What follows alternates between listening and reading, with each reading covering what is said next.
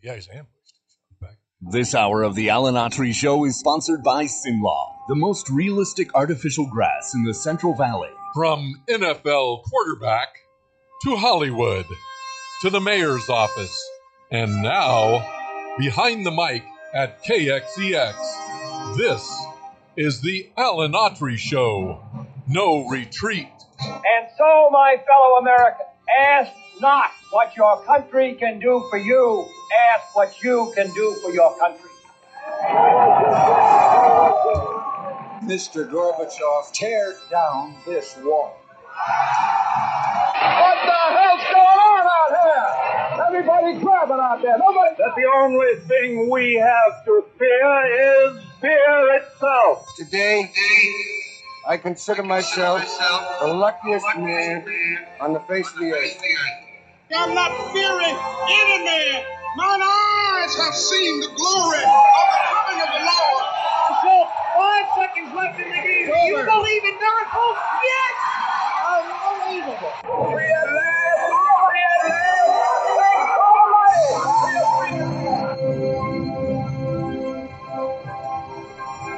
You're listening to the Alan Autry Show on the best talk in town. Talk Radio 1550 KLTX.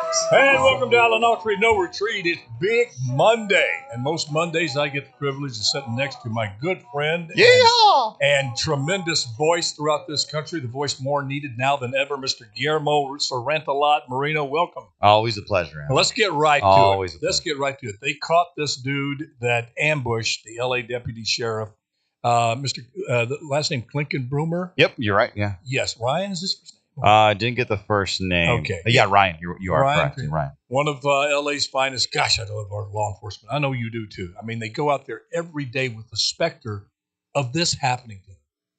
The families of Ryan, when they leave, they kiss their kids and their wife goodbye, and they go out and knowing full well some crazed, animalistic type person can just pull up next to them and kill them for no reason. That's what happened, sadly, to Ryan. But the good news is they've caught the guy. Yeah. This is just breaking news. And they caught him alive, right? Yes. Good. I'm a little worked up about this. There's a lot of law enforcement friends, law enforcement in my family. And, it's not been too popular to be a cop in the last few years. A lot of undeserved criticism. Yeah, some bad cops. Boy, do they magnify the mistakes and bad cops and minimize all the good stuff that's done every single day with cops. And you try to take it as it comes. Try not to get bitter, as most cops try their best. But you see something like this, and it triggered me. Yeah. And to think that the climate that's out there, fostered by so many irresponsible politicians like Kamala Harris wanting to bail people out that have committed violent acts, calling police, defund the police, and every name in the book, calling them Nazis and all of this stuff. Well, yeah, you say contribute to January 6th, Trump saying go peacefully and patriotically, make your voices heard, and you're saying that fomented violence, but you look at the Vice President of the United States who said these people have every right to go out and commit violent acts and basically hating police, and you say that doesn't foment this type of behavior? Well, we're going to find out, because sometimes these guys get, when they get apprehended, Guillermo, they either get shot, they resist, turn the gun on themselves, and a lot of people, well, okay, you ended that. We don't have to waste money on a trial. But I want this guy. I want to know what's going on with this guy. Well, he's been detained. They have an alleged suspect. We don't know if it's a guy or not. That's true. It's alleged. Yeah. Okay. So, but let me tell you this, and I don't know if you caught this, but the hero was the third generation law enforcement member. Ryan was? Yet Ryan was behind his father and grandfather. The sheriff said service was in his blood. Now, here's even more. He had just become engaged to his girlfriend 4 days ago. 4 days ago, the sheriff said. He leaves behind his fiancee, parents, and grandparents. All I can say, all you folks out there, people in uniform, men and women in uniform, their families, just God bless you for even staying in that occupation, because there is that thin blue line between law and order and chaos. And every day you keep that thin blue line in place. and you see things like this, and you think, why do they keep doing what they're doing, knowing this could happen every day? Well, I know why you do it. Somewhere along the line, somebody made an impression. God put it upon their heart to serve, to keep law and order, to go after the bad guys and protect the good folks. And so you follow that calling, and just God bless you. I don't know if I can do it, Guillermo. But yeah, I mean, it's such a tough job now because you don't get rich being a cop. I mean, I think the average life expectancy is less than 60 years old because of all the stress. You just wind up and you see, and there'll be people deciding to join the police academy and the sheriff's department even after this happened to Ryan. They're going to take a big breath, gulp, and say, you know what? Somebody's got to do it, and that somebody's me, and I'm going to go do it. And to those folks that made that decision and continue to make that decision, thank you from the bottom of my heart. God bless you. But boy, does the country need you, and you're just special, special people. And again, our thoughts and prayers to his family, and we'll see, God willing, justice will be served. And Guillermo, thank you again for bringing up the alleged, even though it appears that they have a lot of evidence. You know, we have to keep that presumption of innocence until the whole process works out. Yeah. So thank you for that correction. Okay, let's move on. Bulldogs, before we get to the hard stuff. Give me a little run. Now, are they for real? Are they the reincarnation of the David Carr era when we were like 8th in the nation and we got beat by Boise State? Remember that? Before people knew who Boise was. Yeah. They were just like this former Division II. Yeah. We were riding 8-0, and they come into Bulldog Stadium and just had. I like. Go ahead. Are they for real? Did you watch them? I did not watch them. Okay. I did not watch them. I was. You saw that score. I saw the score. And Pac-12 team. Yes. Yeah. Pac-12. Yeah. No kidding. Pac-2. You know, they have. I think it was more impressive their win against Purdue because Purdue's a Big Ten team. You know, on the road. I'm looking at the rest of their schedule here: Kent State, Nevada, Wyoming. I think we have the opportunity, and I say we. I mean, I'm not an alma mater, so I think the Bulldogs have the opportunity to go 8-0, but Fresno State does have a tendency to lose those big games that really never have been a big game. I remember when Derek was there, I think we lost to San Jose State. Mm-hmm. We were on a roll. So I remember that. Yeah, it is horrible living with that specter. You can't even enjoy when you're 8-0 because you feel it coming. You do. And Bulldog fans that's horrible. Bulldog fans know it. We're not good fans. Well, here's the other thing. We should not think that way. No, and especially me at play, don't think that way. And this makes what number? But we do. It's like being a New York Met fan back in the day. Yeah, now too. Or Chicago Cubs or Michigan State fan. Low blow. Low blow. We don't have a coach right now. What? We don't have a coach. He did some bad things over the phone, so we don't have a coach. They got beat. Who did they get beat? I don't remember the small town team. Yeah, just knocked the crap out of the Spartans. Thank you, Washington. You know the Pac-12, which no longer is in existence, is 18-0 this year. Really? They are 18-0. And to get Pac-12. Okay, real quick before we get into the hard stuff, do the Bulldogs make it into the Pac-12, or do they stay in the Mountain? Yeah. Well, I thought the other question was coming. I don't know what's going to happen with the Pac-12. I think I don't think they're moving. I don't think the Pac-12 is gonna somehow merge with the Mountain West and just keep the Pac-12 name. It's all about money, Alan, and I'm not sure the Mountain West schools have a lot of it. It makes sense. I just want to be real with the people. So I don't know what's going to happen there. But let's talk about Fresno State specifically. What choices does the Pac-12 have, though? They're not the Pac-12, they're the Pac-2. And the two teams are in Corvallis and Pullman. Now, great cities, but the rest of the Pac someone's going to pick them up. Pac-12 is going to go away. Mountain West is going to stay the same. That's my prediction. I think they will merge. Into who? The Pacific. The Mountain West will come into the Pac-12 because of the name. They've got some money. I think they're going to win that lawsuit. You used to believe the schools that left the Pac-12 and left those two schools hanging. Now they're going to come back and pick over the carcass like the vultures that they are. Yeah. I guess there's like $50 million in the bank there. They're not only going to leave you high and dry, they're going to take all your money, all your food off the table. But the judge says, no. You can't do that. Yeah. We need to look at this a little bit more. So if they can keep that contract with Apple, because the networks like Fresno State. They draw well. Yeah, they've had some dramatic wins. They've got some fans in New York City. That late West Coast game has been Fresno State many times doing some really dramatic things, beating UCLA, Jack Hayner a couple of years ago. Yeah. I think it's going to go. You know who I feel sorry for? Because they're going to do the same thing to this school. And I laugh because I'm so sad about it. And I hope I'm wrong. Poor old Hawaii. They're out. Yeah. They're not going to bring Hawaii in.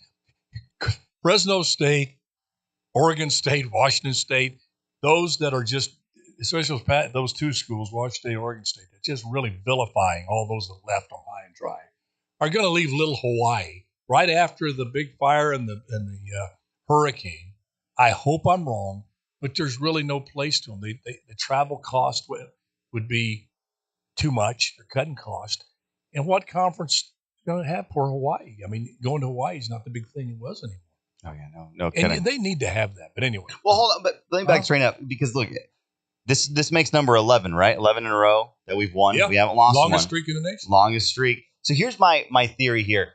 Fresno State not only needs to be undefeated and not have a loss, they have to be invited to a big-time bowl game to keep this going. I think, and now at this point in time where Fresno State football is, any loss is going to be a losing season. Because I'm looking at their schedule. So much is at stake. I agree. There's so much at stake. They want to redo their entire stadium. And Brooke Ashton, by the way, did an incredible piece in GV Wire talking about how that's only going to benefit the elite on the backs of the middle class. Talking about the tax? The tax, yeah. Elevate. Yeah, so Brooke did a fantastic article on GV Wire. So no, they cannot lose. They have to win, and they gotta go to a better bowl game this year than Jimmy Kimmel. So I'm not saying it's a great bowl. It's an okay bowl game. You gotta be top tier. You can't lose to keep this going. Yeah. No, I agree. There's a lot on the team, but I think they got the team to do it. Yeah. I like this Mikey Green, this little quarterback. I mean, he is a gamer. He balls out. And they have some great running backs, great receivers, real good, solid defense. I mean, they shut Arizona State out. I know Arizona State had a lot of injuries, both on both sides of the ball. But when you shut out a team in today's day and time with wide open offenses, not even a field goal, that says something. And I think they have a chance. I hate to say this, to run the table, but I really do think they could finish the season undefeated. And I think they have the coaching staff in place. And I think they have the players who understand what's at stake and perform well under that pressure. Yeah, I'm seeing a whole different. Again, this Mikey Green couldn't be more than 5'11", this kid, but he's just got that tenacious attitude about it. He gets rid of the ball quick. He's smart decisions, and it all starts behind that center. So anyway, it's going to be fun to see. I do think they will keep the Pac-12, and I don't think it'll be great. You know what? Get that conference organized. All these schools. Put a big old chip on your shoulder and go out there and start kicking butt. Because I think you can keep, I may be wrong here, but there was Power 5 conferences. Mm-hmm. Pac-12 is one of the Power 5. Right? Yeah. Well, put that pressure on NC2A. You're going to let all these schools go, and then you're going to downgrade us from a non-Power 5? I think they have a good court case there to keep the Power 5 status. Yeah, I do too. And if you keep that Power 5 status, you're already in the bowl game picture. Yeah. You talk about Fresno State getting a big bowl game. Well, they're in the running. That's added value being a Power 5 conference. But if we're not a Power 5 conference, college football, unfortunately, there's too much money in college football. And that's all it's about, which I think at the end is going to really be a detriment to our young athletes. Well, that's what's going to happen. It's just a horrible thing. You know, you're going to see literally, it used to be a joke, but this name, image, and likeness thing, you're going to see a situation where some players are going to turn pro and take a cut and pay. Wow, that's so true. Yeah. That's so true. I mean, you look at these twins, the basketball twins out of Fresno State. Was it Cavender? Yeah, they go pro. Yeah. They're going to take a cut and pay. Yeah. I mean, I think they're going to the wrestling thing, WWE. Yeah, I'm waiting for they're going to the real sports. Yeah, exactly. The ones that aren't fixed. Yeah. Okay. What did January 6th in the WEE? No. What is the 2000? I'm just saying this. What does the 2020 election and the WWE have in common? I didn't say it. I didn't say it, cancel culture. I just asked the question. What does I the don't know, Alan. presidential election in 2020 and the WWE have in common? I'll let your imagination go on that. This is Alan Autry, No Retreat with Guillermo Moreno. We'll be right back. Oh, man. Oh, Look at this. Hit and run. They're both fixed. An election denier would say. Not me. Of course not. Not me. Of course. Look at this. Look at that Senate dress. Did you hear about this? Oh, my God. Gym Fetterman. shorts and a sweater. Did you see what Fetterman did? He must be feeling better. I'm glad he is. He walked in with his hoodie, his shorts, unkept, mustard stains all over his shirt, and walks into the Senate, and they ask him about the impeachment. Was he worried about the impeachment of Biden? He goes, ooh, impeachment. Ooh. Like, who is a little fourth grader? Fourth graders dress better than that. Well, that's true. Yes, fourth graders. I mean, the kids want to dress nice now. I'd even say, you know those runways in Paris where they're wearing yes, I used to walk down. Yeah, of course you did. Of course. They're wearing like the most ridiculous things. On guy night. On guy night. Hey, I saw Barbie last night. Did you really? I rented Barbie. You haven't seen it? No. Yeah. Good? Yeah, it's had some moments. Well, come on, you're a film critic. What'd you give it? How many thumbs up? Well, it had some cute little moments in it. Ryan Gosling's great, but I mean, it is a man-hating movie. Man. Is it really? Oh my gosh. It is. You watch that thing. I mean, they get every woke orthodoxy that they can into this thing. The man's the root of. Oh gosh, yes. Well, at the end, not spoiler alert, but at the end, Barbie does give Ken a little positive support. But it's an interesting. It's funny. I don't take it serious. How are we at fault? I knew what it was. We didn't eat the apple. Huh? We didn't eat the apple. How's it all our fault? Boy, that's really #facts. Yes, but we're the one that blamed it on the woman when God said, "Hey, you ate from the tree of." Well, who did? Evil. Well, what did he do? He goes, "Well, yeah, but it was yours. The woman you gave me that made me do it. God tried to throw the woman under the bridge and blame God." Yeah, that's true. That's how men are wired. That's a good point. Well, you're talking about passing that buck. The devil didn't make you do it. No, that woman that you gave me, God, I didn't ask for it. You did. By the way, I was liking that other rib I had. You know? Do you know I was on the DL for 2 weeks after that, God? I couldn't even go out and play outside when you took that rib. What would Trump have done? No anesthetic? What would Trump have done if Trump were like Adam? Huh? God, listen, I didn't eat it. She ate it, not me. I wouldn't have touched it. I don't want to go there. She has to name her Eve. I'm not going to say it. I'd prefer. No. Oh, we're ready to go. Let's get back. My God. All right, here we go. Oh, before we lose our Christian sponsors. This show. Hey, Christian's got a sense of humor. I know God's got a sense of humor. He made you and me, didn't he? Look at us. He was out. He was on break. How did those two get past? This hour of the Alan Autry Show is sponsored by Sinlaw, the most realistic artificial grass in the Central Valley. And welcome back to Alan Autry No Retreat. And it's just like I'm looking back, flashing back. How did this happen? From this starry heat of the night to fake lawn grass. It is the best fake lawn that you can do. Sin lawn is the best. Don't get me wrong. I'm not demeaning them. But I mean, it is kind of an irony, like fake Hollywood, fake plastic stuff. We're talking about Barbie. He wrote that copy for me, by the way. That you I did. You listened on the radio. I do the spots for Sinline. Great sponsor, great product. But I just find it a little ironic. That grass is, I mean, if you haven't walked on it, man, it feels softer than some carpets. It does. It is insane. It is insane. Like, I want to put some of that in the living room.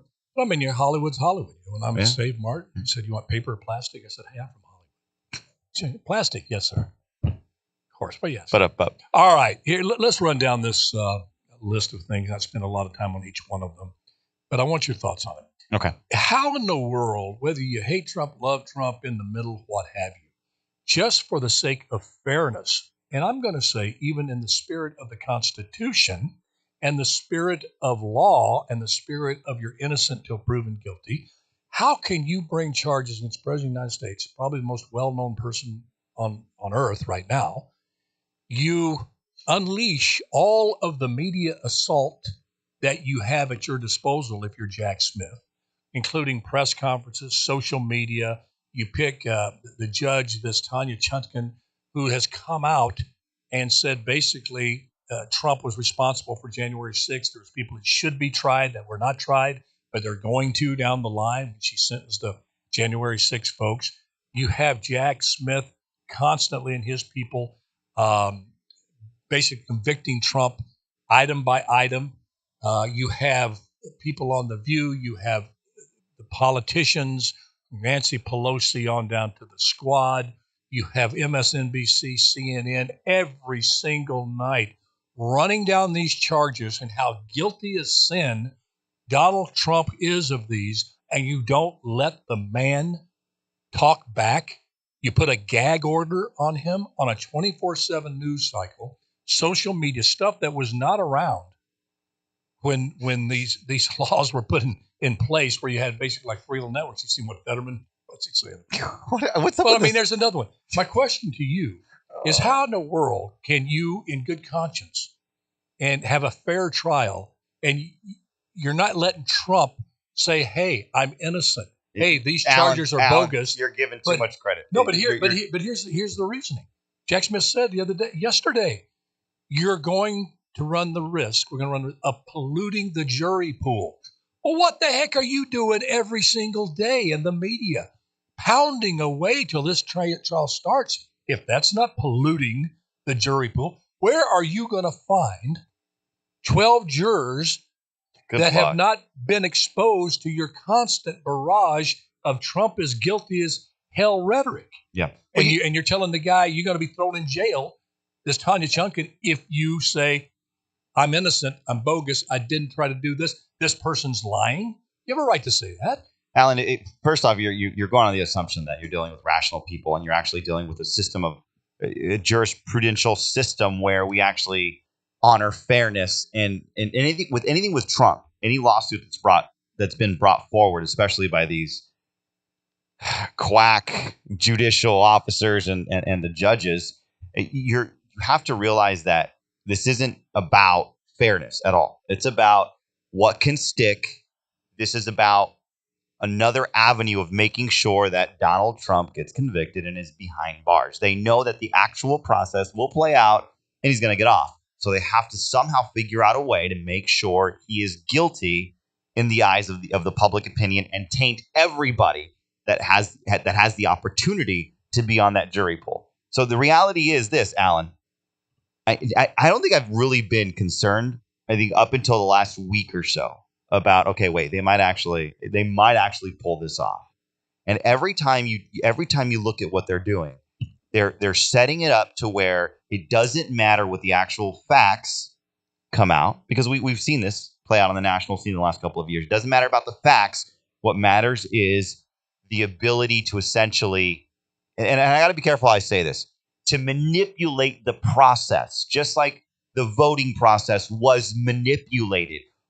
Did everything that occurred in 2020 in the election, did it result in an unfair election? Yeah. Was it rigged? No, but it was incredibly unfair that led to, I believe, a very unfair result. That's what's going to happen with these court cases, Alan. Are they going to literally go in there and rig the court? No, but they're going to make it so that they're going to take any opportunity and take any shot that they can to make sure that any chance they get, they're going to put them behind bars. Yeah, I agree with you 100%. And, you look at the folks that were adamant against Trump, and I've never seen vitriol like that in an election. He was responsible for people registering to vote and turning out to vote that historically never voted before on the left. They hated him. That's partly his fault. He could have made things a little bit better. Enough to save the election? I don't know.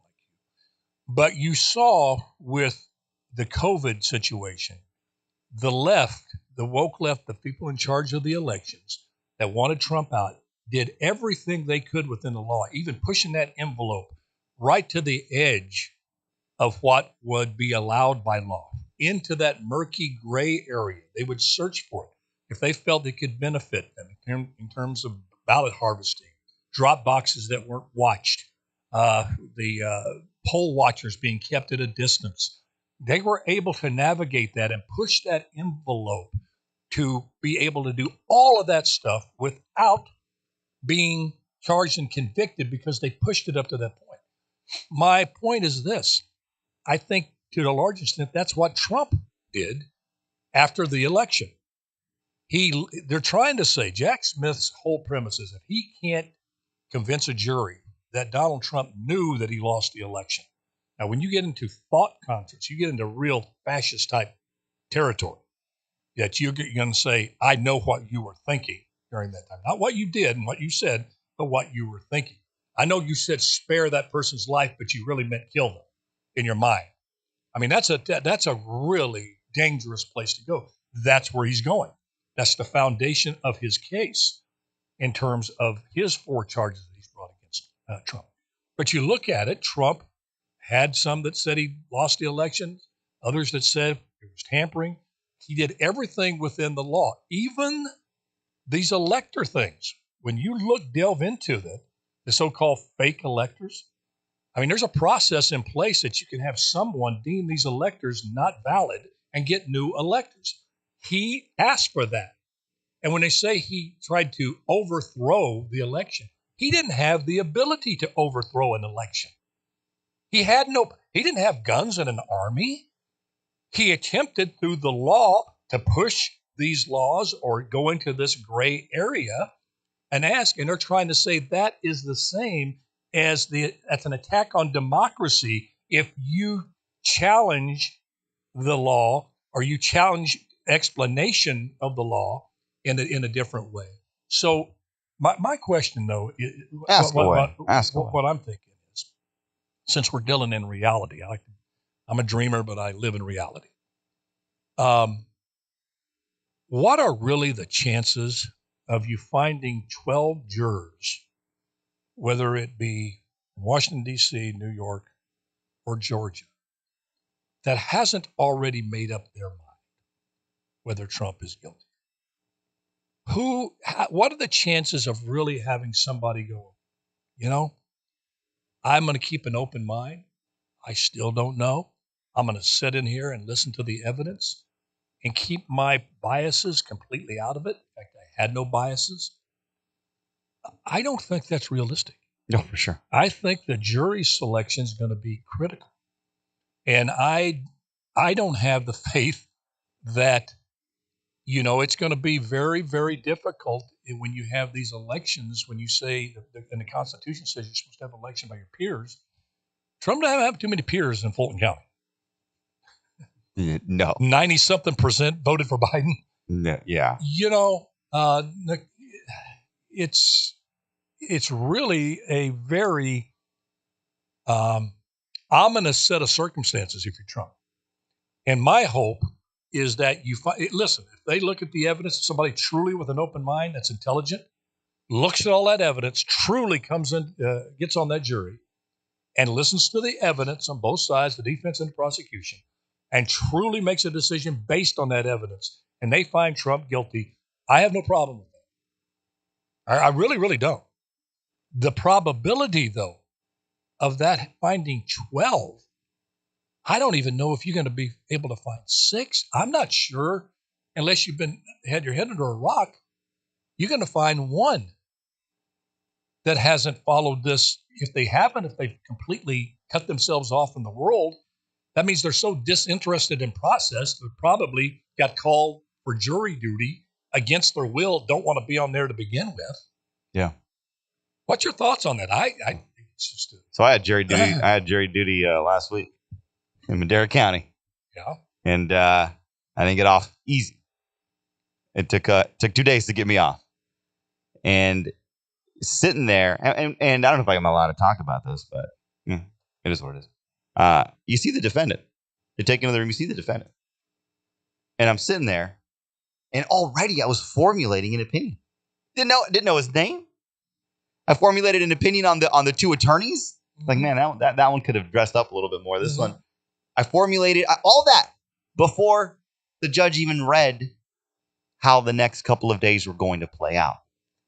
You're being real honest. Oh, I mean, most people do that. I'm sorry. I'm not going to sit there and be like, oh no, I wanted to wait for. No, I sat there and I looked at the defendant. And if he reminds you of somebody who bullied you in third grade, you don't like it. Yeah. If you, I don't want to. I'm just using that as an example. Yes. And so that's and I looked at, I spent 2 days in the jury assembly room. And, I sat with these individuals and some of them, and I was like, man, I bet you that guy's real conservative. That one's really not. That one looks like they just graduated from high school.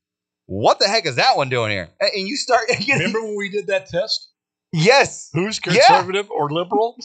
And it enters into everything. Yes. So when you start to think about this is actually going to come down to those 12 jurors. Like, who are these people? And not only that, but this is going to change Trump's chance. Yeah, go ahead. This is going to change their lives forever. I mean, the amount of the weight of that's going to be placed on the jury. And here's the other realistic thing. I think they're going to be able to find 12 people that hate politics so much. That's not. They're going to find. Now, are you asking? That hate politics that haven't heard this? No, they've heard about it. I mean, what do they do? Do they just put earphones and listen to Taylor Swift songs all day, 24/7? That he would be guilty if you had 12 Swifties on there. Or a rich man north of Richmond. I mean, no, I don't see that. I think that this 24/7 news cycle, this vitriol, this constant tsunami of hate coming at this president, I don't know where you go other than some AI jurors. Man, I tell you, I'd take my chance with AI more than any day. No, I would. You think I'm kidding you? It was funny because right now I would rather take. That's going to take. I would too. I totally would. Pour it in that, and I need to talk to the programmers. I'd have to make sure Mark Levin. Ben Shapiro and Mark Levin were doing the programming. Okay. Sure. I'm going to throw in a moderate, pull in a Mitt Romney. What's happened to Mitt Romney, by the way? But anyway, no, I'm as serious as I'm sitting here right now. I would rather take, if I was innocent. Now, if I'm not innocent and I get in there, I'd want to have a real slick lawyer. But if you look at the facts and you look at the evidence. Yeah. You think AI would have convicted OJ? I was just about to say that. How long would it take AI? 30 seconds? It takes a jury like 2-3 days. AI, you'd run that stuff through, and OJ would have been convicted in less than 30 seconds. I would love it for an AI juror to sit there and then play back the defense and the prosecution and the AJ and see what they would come out. Oh, and OJ. Oh, well, you know what AI would have said. If it fits, you must acquit. It is not evidence. It is not evidence. The glove did fit. OJ was putting on a big show because he's an actor. Hey, did you see this? I don't know if AI talks like that. AI does not talk like that anymore. That's old Star Trek AI. AI can talk just like a human being. Did you see? I am AI right now. You don't know that. I died. No, you're not. I died 10 years ago, man. I'm a hologram. Look, did you see the AI fans at Charger Stadium? No. You're showing me that, folks. He's showing me something. Yeah, that's not AI. Yes, fans. They are. These were artificial robots at the Chargers game, and they had these throughout. You didn't see this? Oh, that's spooky. They got to warn people. They set me next to a robot, and I know it's a robot. I'd sue them for everything they had. No, they were sitting there. I look over there, and that old robot look over me and put the mojo on me, staring my eyes. It was a preview for a movie, and they had these sitting down, and one of them actually high-fived the person next to them. It was the creepiest thing. That is creepy. I don't want to hear about it. No. Okay. This is what we want in the jury pool. What Trump's got to hope for is there's one guy or one gal that gets in there and goes, you know what? It's all about capitalism. This whole jury is going to be about will capitalism prevail for Trump? He's got to hope so one guy gets on there and goes, you know what? I hope the other 11 vote to convict him. I'm going to hold out. And then I'm going to write my book. We're going to quit of course. How I Freed the Orange Man. Of course. And I'm going to write the book. I'm going to be on every talk show.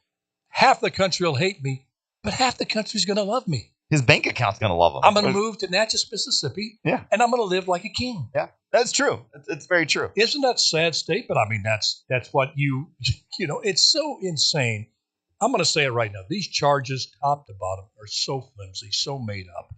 and I'm not a Trump fan. I told you on here what he tried to do in the city of Fresno with me. He pushed the envelope, but he never crossed the line, but he pushed that envelope. He plausible deniability. Him, Michael Cohen dealt with him every day. Ivanka dealt with her on a constant level on a project. Did he ever offer you like to go golfing with him on one of his? No. No? He was too smart for that. He didn't offer you like golfing? No? He doesn't do that. Go in and bribe a public. He's too smart for that. He didn't do that. He offered to put a flagpole for $100,000 at the Veterans Home.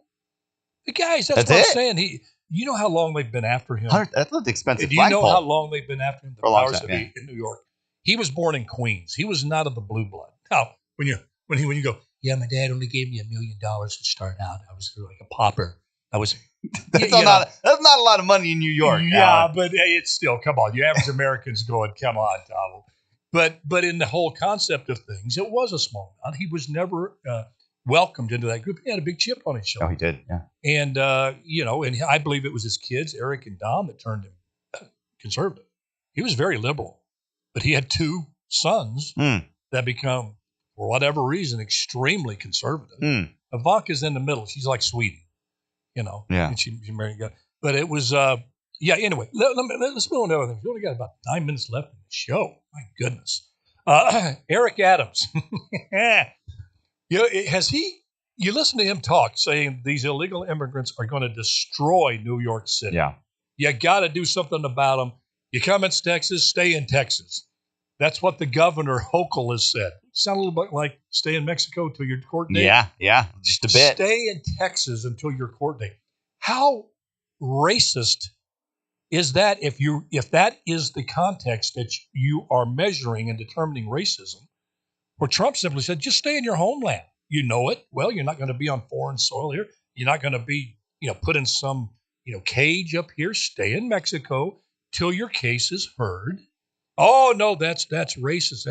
But Eric Adams going as far as to say, because he got 110,000 now and growing, started out with 20,000, that it literally will destroy the city of Fresno. Thank you very much. Eric Adams, the mayor of New York. Isn't he now Mayor MAGA? Yeah. Let me tell you. Show me where he's not Mayor MAGA now. He's mayor. I want to be a presidential contender in 2028. That's what he is. That man is going to blow whichever the way the wind blows. New Yorkers are upset. They're mad. They don't like what's going on. I don't believe he is one of those. You have those liberals that are just, die hard. They're going to be liberal. They're going to be progressive no matter what. And then you have those that are more opportunistic than anything else. I think Mayor Adams is the most opportunistic Democrat.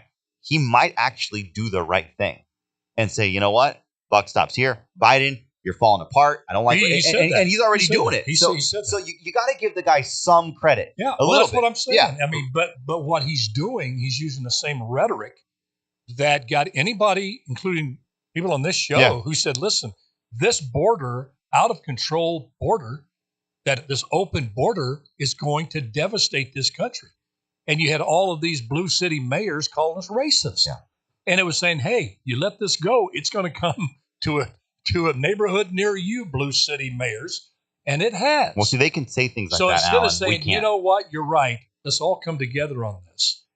They can't make themselves say, we were wrong. We missed this one. You don't have to say MAGA's right, but just say we missed this one. You would gain more confidence. Your poll numbers in your party would go up instantaneously if you just admitted the obvious. Like you would hold your child accountable. It's like children that will never admit when they're wrong, even when they're cornered in it and they think so little of the American intelligence, in particular their own supporters, particularly their own constituents. Now, I'm going to say this, and I mean it with all my heart, and it's harsh, but I believe it with all my heart. There is no one group who thinks less of the intelligence of the minority community, in particular the black community, than the leaders of the DNC, the Democratic Party, for the last 30, 40 years. They're convincing you that your kids staying in a failing school is good for your kids. Mm-hmm. They won't let you out. You're stuck in zip code prison. And it's good. And inflation, where you can't put food on the table, is good for you. Keep voting for me because that's good for you. That these I could go on and on and on and on. You have a party that wants to keep you unarmed, unemployed, and that's well, Alan. No, they want employed. We're getting food stamps. That's not employment. That's not a job. That's a handout. They want to keep you addicted to the hand. You think a drug dealer wants you to get well off of drugs because they give you drugs so you can get for that momentary feeling that you have that that's your friend? Well, No, your friend wants you to get well, get off the drugs, to be self-sustainable. And that's I tell you, I think some people are waking up real quick.